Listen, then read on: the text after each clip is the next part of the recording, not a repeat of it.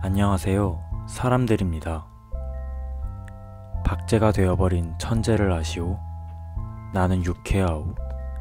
이런 때 연애까지가 유쾌하오. 이 문장 어디서 읽어보신 적 있지 않으신가요? 이상의 소설 날개의 첫 문장입니다. 굉장히 강렬하게 느껴지는 첫 문장인데요. 이 문장 하나에 날개라는 소설의 줄거리가 잊혀질 만큼 강렬하게 맴돕니다. 그런데 박제가 되어버린 천재는 무엇이고 뭐가 유쾌하다고 하는 것이며 이런 때는 연애까지가 유쾌하다는 건 또 무슨 말일까요? 다음 문장은 이렇게 이어집니다. 육신이 흐느적흐느적 하도록 필요했을 때만 정신이 은화처럼 맑소. 그의 독백으로 시작되는 이 책의 줄거리는 이러합니다. 그에게는 아내가 있죠. 그리고 그의 아내는 어째선지 나의 존재를 타인에게서 숨기려고만 합니다. 아내는 밤에 일을 하는데 아내의 일이라는 건 그는 정확히는 알지 못하지만 집에 남자를 들여야 한다는 의미처럼 느껴집니다. 아내는 그에게 용돈을 주면서 바깥에서 그의 모습이 드러나지 않기를 바라는 것 같다고 그는 생각합니다. 하지만 그는 아내에게 받은 돈이 있어도 그 돈을 쓸 생각이 없고 그저 한낮에나 일어나 아내의 화장품을 만지며 장난을 치는 게 소일거리입니다. 그리고 방 안에서 끝도 없는 공상과 상상만이 그의 마음을 채워주는 유일한 수단처럼 보이죠. 낙관하듯 현실을 모면해 보려 하지만 어째선지 상황이 유쾌하게 흘러가지만은 않는 것처럼 보입니다. 어느 자정이 되지 않는 시각, 혼자서는 더 이상 할 게 없어 조금 이른 시간에 집에 들어간 그는 우연히 아내의 매음 장면을 보게 됩니다. 생각해보니 최근에 자신이 기절하듯 잠을 잤던 이유가 아내에게서 준 감기약이 사실은 수면제일 수도 있다는 착각을 하게 됩니다. 어지러운 상념 속에서 백화점 옥상으로 올라간 그는 불현듯 겨드랑이가 가렵다는 것을 느낍니다. 그리고 그것은 인공의 날개가 돋았던 자국이었다는 것을 알게 되죠. 마침내 그는 날개가 다시 돋았으면 좋겠다는 생각을 합니다. 여기서 이 책의 유명한 문장이 또 한 번 나옵니다. 날자, 날자, 날자. 한 번만 더 날잤구나. 한 번만 더 날아보자꾸나 하며 이 짧은 소설은 이렇게 끝이 납니다. 제가 이상의 소설 날개에서 주목한 건 이 책의 마지막에서 날개가 다시 돋았으면 한다는 문장이었습니다. 이는 첫 문장에 박제가 되어버린 천재를 아시오? 와도 연결된다 생각하는데 그는 지금 박제가 되어버린 존재이지만 날개가 다시 돋아나게 되면서 다시 천재와 같은 이상을 꿈꾸게 되는 거라 느껴졌기 때문입니다. 날개가 돋아나는 건 자아실현의 과정이며 날게 된다는 건 자아실현의 완성일 것입니다. 그래서 그는 날고 싶었던 것이었죠. 육신이 흐느적흐느적 하도록 필요했을 때만 정신이 은화처럼 맑던 무기력함도 그가 느꼈던 나에게는 인간 사회가 스스로웠다. 생활이 스스로웠다. 모두가 서먹서먹할 뿐이었다. 라는 생각도 그의 아내가 하는 매음하는 것도 못 본 채 하려고 했던 현실도 피해갔던 생활도 모두 그동안은 박제가 된 나였기 때문이었습니다. 세상 밖의 모습을 드러내지 못했지만 날개가 돋은 그는 이제 현실을 제대로 직시하며 살아갈 결심을 하는 과정이 아닐까 추측해 보았습니다. 책을 다 읽고 나서 무엇보다 날개를 이상은 20대 중반의 나이에 썼다는 것이 경외스럽게 느껴졌습니다. 도대체 어떤 생각과 경험을 했으면 이런 작품을 쓸 수 있는 걸까? 알면 알수록 흥미롭고 매력적인 인물이지만 27이라는 나이에 폐결핵으로 돌아가신 점이 정말이지 안타깝게 느껴졌습니다. 저는 개인적으로 나에게는 인간 사회가 스스로웠다. 생활이 스스로웠다. 모두가 서먹서먹할 뿐이었다. 라는 구절이 인상 깊게 느껴졌습니다. 여러분에게 스스로운 인간 사회 하면 어떤 생각이 드시나요? 생활이 스스롭고 모두가 서먹서먹할 뿐인 인간사회. 스스롭다의 사전적 정의는 서로 사귀는 정분이 두텁지 않아 조심스럽다. 그리고 수줍고 부끄러운 느낌이 있다라고 합니다. 제가 요즘 들어 많이 느끼게 되는 건 자의적이든 타의적이든 가족, 또는 친구라는 사이의 관계가 더욱 느슨해지고 서먹서먹해졌다는 걸 많이 느끼는 것 같습니다. 우리는 학교를 다니거나 직장에 다니게 되면서 사회적으로 항상 어떤 소속 안에서 있게 되잖아요. 제가 지금 20대 끝 무렵에 접어들게 되었는데 10대나 20대 초반까지는 엄청 친하지는 않더라도 어떤 모임과 같이 누군가와 함께 있을 자리가 있으면 그래도 어느 정도는 참여하는 편이었던 것 같아요. 그런데 이제는 그런 기회가 있더라도 굳이 시간을 내지 않게 되더라고요. 뭐랄까, 사회 속에서 외로움이나 고독 같은 걸 느끼면서도 그런 감정을 사람에게서 해소감을 느끼려 하지 않는 것 같은 거죠. 솔직히 말하자면 사람을 만난다는 게 이제는 지치는 것 같아요. 체력적으로 지치는 것도 있겠지만 어떤 새로운 변화 같은 것들을 겁내하는 것도 있죠. 내적으로 달갑게 여기지 않으니 어떤 기회 같은 게 있더라도 핑계를 대면서 새로운 만남을 피하려고만 하죠. 이건 가족과의 만남도 마찬가지고 친구 관계에서도 마찬가지인 것 같다고 느낍니다. 예전에는 고등학교 친구 하면 3, 4명이 떠올랐는데 이제는 딱 한 명만 떠올라요. 대학교 친구들도 여전히 4, 5명이서 만나기는 하지만 진짜 마음을 나누고 편하게 연락하는 건 그보다 훨씬 더 적게 느껴지죠.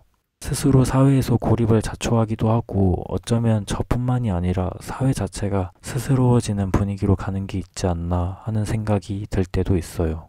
이게 어쩌다 보니 그냥 자연스럽게 그렇게 되어가는 과정 한가운데에 있는 거죠. 여러분은 스스롭고 서먹서먹한 인간 사회에서의 자신만의 해소 방법은 어떻게 되시나요? 저의 경우에는 책인 것 같아요. 퇴근을 하거나 쉬는 날이면 책을 읽으며 서먹했던 사회로부터 새로운 연결성을 느끼는 거죠. 누군가에게는 취미가 생활이 되고 누군가에게는 사람이 되고 누군가에게는 반려동물이 될 수도 있겠죠. 모두가 다 의미가 있다고 생각해요. 저마다의 방법을 통해 하루하루를 스스로울 수 있는 인생을 살아가는 거니까요. 공포의 기록이라는 이상의 단편소설에서 첫 문장이 이렇게 시작해요. 생활. 내가 이미 오래전부터 생활을 갖지 못한 것을 나는 잘 안다. 단편적으로 나를 찾아오는 생활 비슷한 것도 오직 고통이란 요괴뿐이다. 아무리 찾아도 이것을 알아줄 사람은 한 사람도 없다. 굉장히 회의적이고 허무하게 느껴지죠. 또는 진실처럼 느껴지기도 해요. 생활이 고통뿐이더라도 알아줄 사람이 아무도 없더라도 포기하지 않았으면 좋겠어요. 점점 그렇게 되어 가더라도 일말의 희망을 놓지 않았으면 좋겠다는 생각을 해봅니다. 또 이런 문장이 있는데요. 나는 근래의 내 심경을 정직하게 말하려 하지 않는다. 말할 수 없다. 만신창이의 나의 엄만 약간의 귀족 취미가 남아있기 때문이다. 그러나 만약 남 듣기 좋게 말하자면 나는 절대로 내 자신을 경멸하지 않고 그 대신 부끄럽게 생각하리라는 그러한 심리로 이동하였다고 할 수는 있다. 적어도 그것에 가까운 것만은 사실이다. 내 심경을 정직하게 말하려 하지 않는다. 말할 수 없다고 합니다. 여러분은 어떠신가요? 자신의 심경을 정직하게 말하시는 편인가요? 저의 경우에는 그렇지 못한 것 같아요. 힘들 때도 괜찮다라고 말하는 편이죠. 이건 저마다 MBTI와 같은 성격적인 특성이 작용하는 것일 수도 있겠지만 저는 제 속마음을 잘 표현하지 않는 것 같아요. 가족에게도 한 번도 제 속마음을 제대로 얘기해 본 적이 없죠. 근데 또 재밌는 게 공포의 기록에서 이런 문장이 나와요. 사람이 나를 싫어할상 싶은데 나도 사실 내가 싫다. 이렇게 저를 사랑할 줄도 모르는 인간이 남을 위할 줄 알 수 있으랴. 없다. 그러면 나는 참 불행하구나. 이런 망상을 시작하면 정말이지 한이 없다. 어떤가요? 점점 숨기고 점점 고립되고 이런 내가 싫어지다 보니까 누군가를 사랑할 줄도 모르게 되고 이런 저라는 인간이 남을 위할 수는 있을까 하는 생각이 드니까 점점 더 스스로워지는 거죠.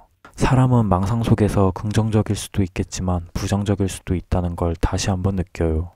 특히나 자신이 싫어질 때는 좋지 않은 상상의 정도가 더욱 심해지죠. 분명 믿을 수 있는 건 결국 나 자신뿐인데 나 스스로를 포기해버리니 속절없이 무너질 수밖에 없다고 생각합니다. 나에게 자신이 없으니 주변 사람들과의 관계도 자연스레 끊어지고 말이죠. 저는 이렇게 부정적인 생각 속에 갇혀버릴 때 떠올리는 하나의 문장이 있습니다. 바로 다자이 오사무의 소설 인간 실격에 나오는 주인공의 마지막 발언이죠. 지금 저에게는 행복도 불행도 없습니다. 모든 것은 지나간다는 것. 지금까지 아비규환으로 살아온 소위 인간의 세계에서 단 한 가지 진리처럼 느껴지는 것은 그것뿐입니다. 모든 것은 그저 지나갈 뿐입니다. 여러분은 어떤 느낌이 드시나요? 사실 우리가 느끼는 현재의 감정들이나 환경들도 먼 관점에서 보자면 현재의 무언가는 아주 작은 찰나의 순간에 불과하죠. 아비규환 같은 행복과 불행도 모두 결국에는 지나갈 뿐이고 지금의 망상들도 모두 지나갈 뿐이라는 걸 우리는 분명 알 수 있습니다. 이렇게 단 한 가지의 진리에 집중하다 보면 스스로를 깎아먹는 행위도 우리에게 아무런 의미가 없다는 것을 느낄 수 있게 됩니다. 게다가 이상은 공포의 기록에서 이런 자기 비난과도 같은 문장 다음에 자신만의 해답과도 같은 문장을 배치합니다. 그러니까 나는 힘이 들고 힘이 드는 것이 싫어도 움직여야 한다. 누구나 아는 사실이지만 가장 어렵게도 느껴지는 말이죠. 그래도 우리는 힘이 들더라도 움직여야만 해요. 가족에게도 안부를 물어보고 친구에게도 안부를 물어보고 내가 알아주는 사람이 되어야 누군가도 저를 알아줄 수 있는 거니까요. 도산 안창호 선생님께서 왜 우리 사회는 이렇게 차오? 훈훈한 기운이 없소. 서로 사랑하는 마음으로 빙그레 웃는 세상을 만들어야 하겠소. 라는 말씀을 하셨는데요. 힘이 들고 지치더라도 상대방에게 빙그레 웃을 수 있는 힘 하나는 꼭 가져야 한다고 생각을 해요. 우리는 결국 사회 속에서 인생을 살아가니까요. 결코 우리는 혼자서는 존재할 수 없는 사람들이기에 조금만 더 내가 아닌 다른 사람들을 이해해보고 안아보려는 노력을 해야 한다고 얘기하고 싶었습니다. 그렇지만 이렇게 말은 이상적으로 해놓고서 제 자신을 속이는 행동을 해서는 안 되겠죠. 저부터 변화해야겠다고 다시 한번 생각했습니다. 비록 현재의 사회가 다른 사람들로부터 단절되려 하는 습관들에 익숙해져 있더라도 이제는 새로운 공동체적 습관을 개발하기에는 너무 멀리 왔더라도 진정한 노력과 의지가 있다면 분명 되돌릴 수 있다고 생각합니다. 그러니까 힘이 들고 지치더라도 아주 조금씩이라도 서로를 향해 다가갔으면 좋겠습니다. 그게 우리들을 위한 일이고 나 자신을 위한 일이니까요. 결국 가장 중요한 건 우리의 마음가짐에서 변화가 필요하다고 생각합니다. 마지막으로 이 얘기를 해보고 싶습니다. 이상의 실화라는 소설에서 사람이 비밀이 없다는 것은 재산 없는 것처럼 가난하고 허전한 일이다 라는 문장이 나와요. 여러분은 얼마만큼의 비밀을 가지고 계시나요? 감추고 있는 비밀들이 이해받지 못할까봐 차곡차곡 쌓아두지는 않으셨나요? 너무 많이 쌓여서 더 이상 허전하지 않을 정도로 비밀이라는 재산이 눈덩이처럼 불어나지는 않으셨나요? 사실 비밀이라는 게 누군가에게 얘기하려 하면 망설여지고 겁나는 것 같아요. 그게 정말 사랑하는 사람이라면 더더욱 비밀을 얘기하기가 힘들어지죠. 그 사람이 이해하지 못하면 어쩌지? 하면서 말이죠. 제 비밀 중 하나는 많은 부분에 있어서 불안을 느낀다는 거예요. 그러나 그런 불안을 누군가에게 고백하고 싶어 하면서도 그것을 말로 하면 정말로 그런 불안이 현실이 될 것만 같아서 얘기하지 못하는 거죠. 그럼에도 불구하고 저는 비밀이라는 재산이 많이 없는 사람이 되었으면 좋겠습니다. 내가 먼저 터놓고 얘기할 수 있어야 누군가도 저에게 속마음을 얘기할 수 있다고 생각해요. 마음과 마음이 이어지는 건 기브 앤 테이크로 이루어지는 게 아닌 실리를 초월한 진심 속에서 가능하다고 생각하니까요. 조금 가난하고 허전하더라도 누군가에게 제 비밀을 온전하게 나눌 수 있는 그런 사람이 되고 싶어요. 비록 비밀이 많은 인간 사회가 서먹서먹한 생활이 경멸스럽게 박제가 되어버린 나 자신이 요괴 같은 모두가 스스럽게 느껴지더라도 우리는 다시 한번 날 수 있는 날개를 지니고 있는 사람들이니까요. 지금까지 이상의 단편소설 중 감명 깊게 읽었던 문장들을 필사해보고 저라는 사람이 느낀 생각들을 말해보았습니다. 여러분은 어떤 사람들인가요? 내밀한 궁금증을 남기면서 마칩니다. 감사합니다.